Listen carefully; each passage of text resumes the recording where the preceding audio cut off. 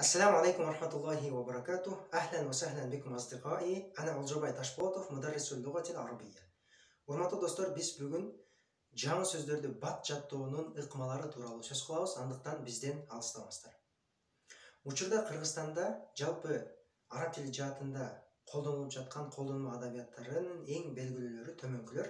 Алар Силсилату та'лимул арабия, ат-такаллум, Шамсул арабия, ал-арабияту байна едек жана башка. Ушул китептеги жалпы негизги темалары бири-бирине окшош, жакын. Сиз кайсы гана китепти окубаңыз, ал китептин ичинде таанышуу, үй бүлө, тамак аш, базар, ошондой эле эс алуу жана башка темалар камтылган. Ушул китептердин кайсынысын окусаңыз да ичиндеги жаңы сөздөрүн жаттоонун ыкмаларын сиздерге бөлүшүп кетебиз. Мисалы үчүн, эң алгачкы ыкмабыз бул блокнот колдонуу.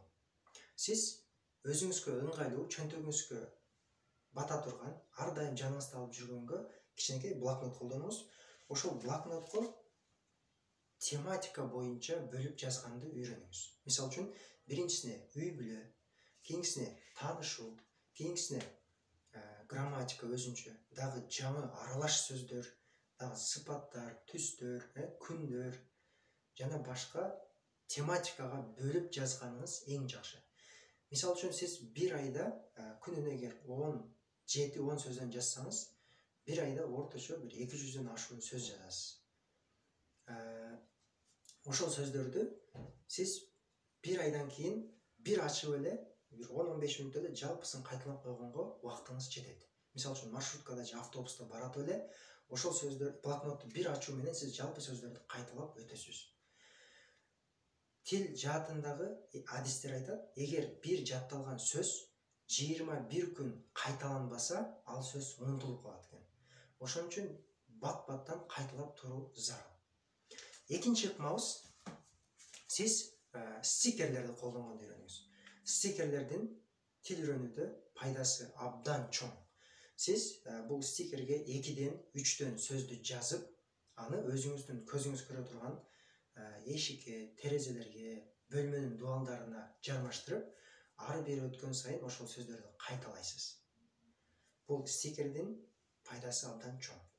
Үчүнчүсү, сиз тил үйрөнүүдө ошол жаңы сөздөрдү бир нече жолу жазганды адат кылыңыз. Мисалы үчүн, бир сөздү алыңыз, мисалы үчүн, жамиатун десеңиз, жамианы кайра-кайра жазыңыз. Ошол сиз жазуу аркылуу эске сактоону күчөтөсүз. Төртүнчүсү, жаттаган сөздөрүңүзгө сүйлөм түзүңүз. Жаттаган сөздөргө, мисалы үчүн, бир сөздү жаттадыңыз, ага 3 башка сүйлөм түзүңүз. Кеминде. Мисалы үчүн, китап деген сөздү алып көрөлү. Хаза китаб. Экинчиси, иштаройту китабан. Кийинкиси, ал-китабу жадидун.